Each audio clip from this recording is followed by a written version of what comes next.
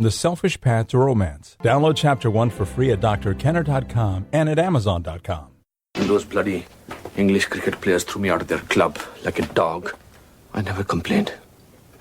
On the contrary, I vowed that I will never play again. Who suffered? Me. But I don't want Jessie to suffer. I don't want her to make the same mistakes that her father made of accepting life, accepting situations. I want her to fight, and I want her to win. And I love that. That is from Bend It Like Beckham. And imagine a dad who made one choice that when he failed, or he just gave up. But he didn't want his daughter to just give up. And how do we deal with setbacks? How do we deal with failure, especially in sports? Whether it's your kid who's on a losing team. I know my son was on a losing soccer team growing up. They always lost. He had to learn how to deal with failure. What do you say to yourself? How do you move on? Or whether it's individually, if you're in a sport individually. The reason I'm saying sports is that it is my pleasure today to have as my guest Dr. Judy Vanraalte. That's spelled Vanraalte. She is a psychology professor at Springfield College in Massachusetts, and she has worked with athletes, youth sports athletes, and that's kids, and with elite and professional athletes in the United States and around the world. She has written 4 books and is presented at conferences in 11 countries. Judy is a certified consultant and is listed on the United States Olympic Committee Sports Psychology Registry. Welcome, Judy. It's a pleasure to be here. Yeah. Many of us have a whole lot of time dealing with failure, dealing with setbacks. We lose a game, we lose a competition. We've worked so hard, invested so much energy. And what advice can you give us to help us deal with our own self-doubts that creep in during those failure experiences?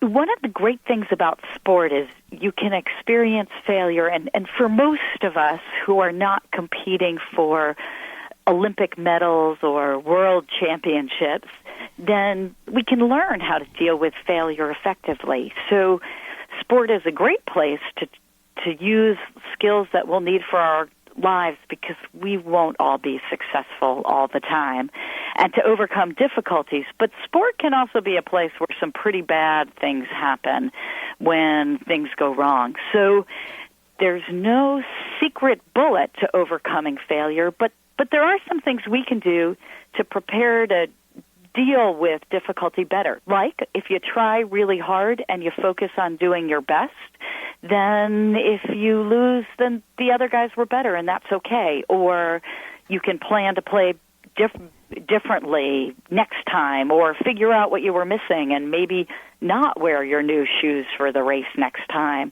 but make sure they're broken in. Right. So we can learn from our bad experiences if we bring that mindset to the situation. Okay, so the mindset is the key. That's king. And what I'm hearing is that if you and I are competing, my guess is that you would beat me heads over heels. Let's pick a sport. You pick any sport. Well, I like tennis a lot, so that might be a sport that I have some skill at. Well, if you and I are competing in tennis, and I'm losing very badly. I haven't played tennis in decades, so I would lose very badly. And if I'm thinking I'm a loser, I'm not any good, I should remember this stuff, and I don't, and boy, I should have practiced, and I'm not any good. And you're saying to change the mindset to, it's just that Judy's better. It's not that you're lousy. It's not that you're a complete failure and you should just give up in life. That's another problem, isn't it? People just generalize to their whole life.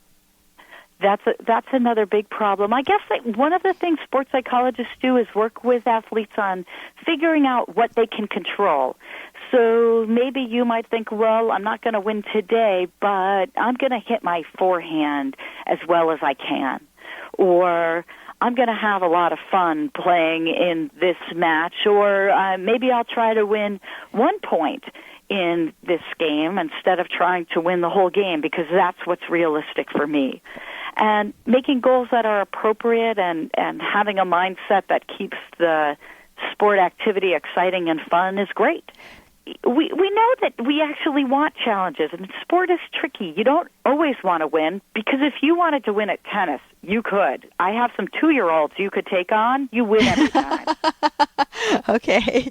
So basically what you're saying is that we have a whole wonderful menu of things we can think about when we're engaged in sports. And it's not just, I have to win. I'm not a good person if I don't win. People put their identity on the line. Instead of, I can say, what's realistic for me? Well, maybe I can hit that forehand a little better. Maybe I can score 1 point with Judy. Maybe, you set a realistic goal for yourself, and then you end up feeling competent. And one of the goals can be just have fun with her. So, and that's part of what can make sport fun. The difficulty with sport is that... Hey, I got to interrupt this because we've got to pay some bills. 30 seconds, that's it. A very quick ad, and then Ellen will be back. Romance. Ugh, I wish guys knew more about what we want from a relationship. Boy, I wish I knew more about what I want. Where's that ad I saw? Here it is. The Selfish Path to Romance. A serious romance guidebook. Download Chapter 1 for free at selfishromance.com and buy it at amazon.com. The Selfish Path to Romance. That is interesting. The difficulty with sport is that there's a lot of effort placed on, or a lot of focus placed on winning. And if you focus on winning, that can motivate you to train hard and be a great competitor. But if you focus too much on winning, then it makes things not very much fun. If you're a runner and you do road races, only one guy wins the whole thing, and everyone else loses. And if you're focused on everyone else being a loser, then after a while, it's not much fun. That's a very good example.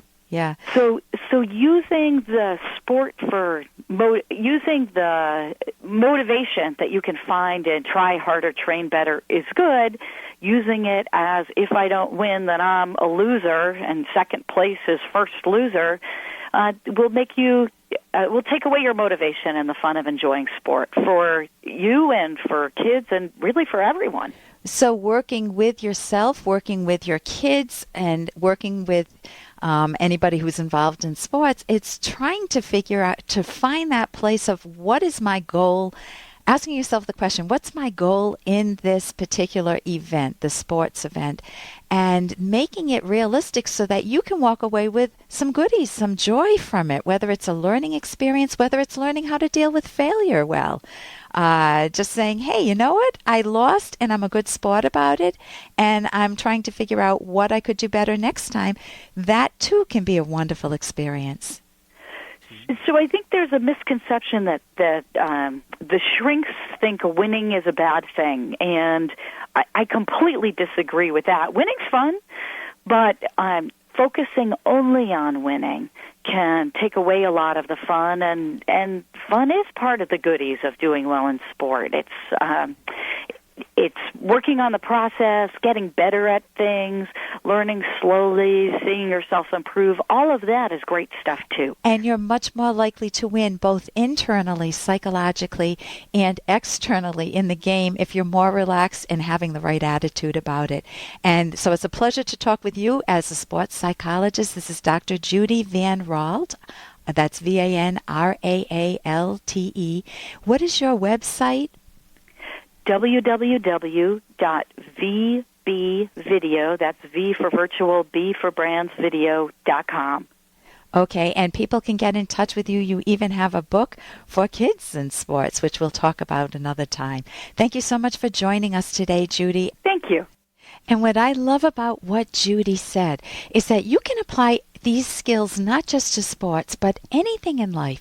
If you're working on a book, or if you're working in a career, or you have a job, if you say to yourself, I have to be perfect, then you put so much undue stress on yourself. But if you say, hey, I want to learn this today, I want to learn a new technique, or I want to improve my organization a little bit today, then you're much more likely to succeed and enjoy the process. So you can do that at work or in your relationships, how to enjoy yourself more in life, and to be more relaxed through life while still going for the goal, while still going for the goodies in life. I'm Dr. Ellen Kenner on the Rational Basis of Happiness. For more Dr. Kenner podcast, go to drkenner.com and please listen to this ad. Here's an excerpt from The Selfish Path to Romance, the Serious Romance Guidebook by clinical psychologist Dr. Ellen Kenner and co-author Dr. Edwin Locke. A romantic relationship is a mutually beneficial trade, not charity or self-denial. If your partner has done something that has hurt you, consider the following in deciding whether to forgive. How serious or characteristic was the offense? Adultery or driving while drunk are extremely serious transgressions, as opposed to forgetting to pick up the milk on the way home from work.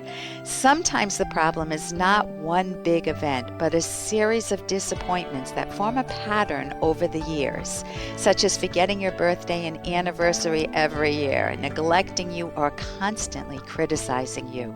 You can download Chapter 1 for free by going to drkenner.com. And you can buy The Selfish Path to Romance at amazon.com.